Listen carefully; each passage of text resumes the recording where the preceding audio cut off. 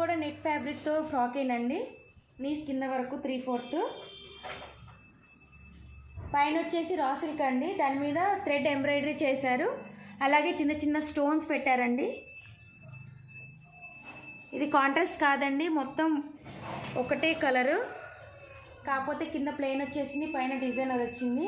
Neck వచ్చేసి ఇలా మనం సెల్ఫ్ కలర్తోనే ఇలా కుచ్చుగా పెట్టామండి వర్క్. నెక్ చాలా బాగుంది.